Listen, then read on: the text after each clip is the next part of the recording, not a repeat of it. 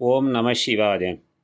வள்ளுவரின் குறளில் ஒன்று, மருந்து என்கிற அதிகாரத்திலிருந்து, மருந்தன வேண்டாவாம் ஆக்கைக்கு உண்பது அற்றது போற்றி உணின் என்பது குறள்.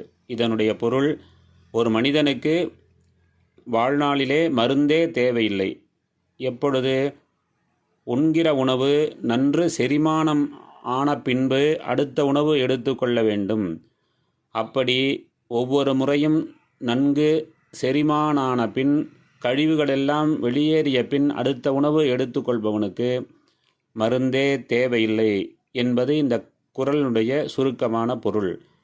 அப்படி மனிதன் வியாதிகளிலிருந்து தப்ப வேண்டுமானால், நாம் நம்முடைய உடம்பு என்கிற இயந்திரத்திலே இருக்கக்கூடிய பகுதியாகிய வயிற்றினுடைய செயல்பாட்டினை தெரிந்து கொள்ள வேண்டும். அதுதான் ஸ்டொமக் டெக்னாலஜி என்று சொல்லக்கூடிய விதத்திலே வயிற்றினுடைய தொழில்நுட்பத்தை நாம் தெரிந்து கொள்ள வேண்டும்.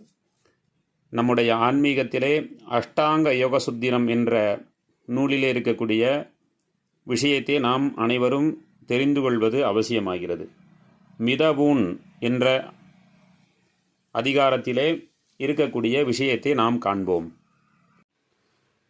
மிதமான ஆகாரத்தின் இலக்கணம்: நன்மையை தரத்தக்கதான உணவு அரை வயிறாகவும், நல்ல தண்ணீர் ஒரு கால் வயிறாகவும், சுவாசம் விடுவதற்கு ஏதுவாக ஒரு கால் வயிறு வெறுமாயிருக்கும்படி உண்பதே அளவாய் உண்ணுதல் ஆகும்.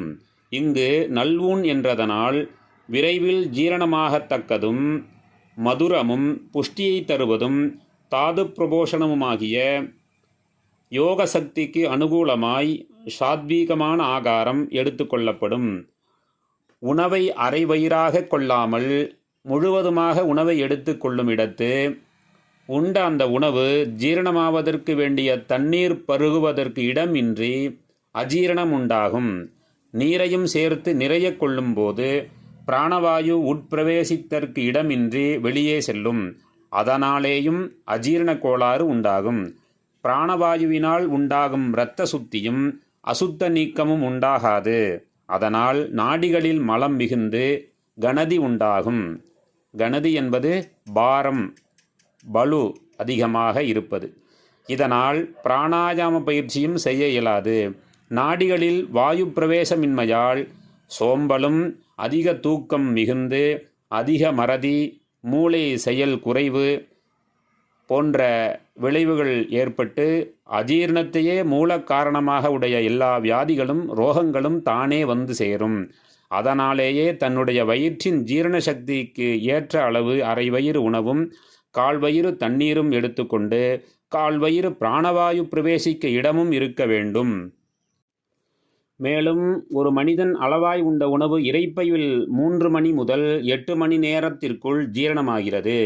பின் சிறுகுடலில் சென்று வளப்பாக கல்லீரலின் கீழிருக்கும் பித்தப்பையினில் ஒழுகும் பித்த நீரினாலும் கணையம் என்னும் கருவில் இருந்து வரும் மதுர திரவத்தினாலும் சிறுகுடலில் கசியும் இரசத்தினாலும் ஜீரணமாகி பின் பெருங்குடலுக்குள் வந்து முழுவதும் ஜீரணமாகி உடலுக்கு சக்தியாக மாறி பின் எஞ்சிய பாகம் மலமாயும் சிறுநீராகும் வேர்வையாயும் மற்றும் பல வழிகளிலும் வெளிப்படும். இவ்வித கிரமத்தால் உண்ட உணவு முற்றும் ஜீரணமாக 24 மணி நேரம் செல்லும். அதற்கு மேல் வேறு ஆகாரம் கொண்டால் முந்திய வரிசை முறைப்படி மறுபடியும் அது ஜீரணமாவதற்கு உரியதாகிறது. அவ்வாறின்றி மேலும் மேலும் ஜீரணமாவதற்கு முன் உணவு உட்கொண்டால் முன் உண்டது இரசத்தாதுவாய் மாறுவதற்கு முன் அதனை பின்கொண்ட உணவு ஜீரணஸ்தானத்தினின்று நீங்கி தானும் ஜீரணமாவதற்கு ஏதுவின்றி போகும். ஆகவே சரீரத்தில் இரசத்தாதுக்கள் குறைந்து பலகீனமாவதோடு அதிக ஆகாரத்தை ஜீரணம் செய்யும் நிமித்தத்தால் குடல்களில் அதிக உஷ்ணமும் தளர்ச்சி முதலியனவும் ஏற்பட்டு மலச்சிக்கல், மலப்போக்கு முதலியன உண்டாகும். அதற்கு மேல் வரும் வியாதிகளுக்கு அளவே இல்லை. எனவே நன்மையை தரத்தக்கதான உணவு அரை வயிறாகவும், நல்ல தண்ணீர் ஒரு கால் வயிறாகவும், சுவாசம் விடுவதற்கு ஏதுவாக ஒரு கால் வெறுமாயும் இருக்கும்படி உண்பதே வியாதிகளிலிருந்து நீங்குவதற்கு நல்ல வழியாக அமைகிறது. ஓம் நம சிவாய.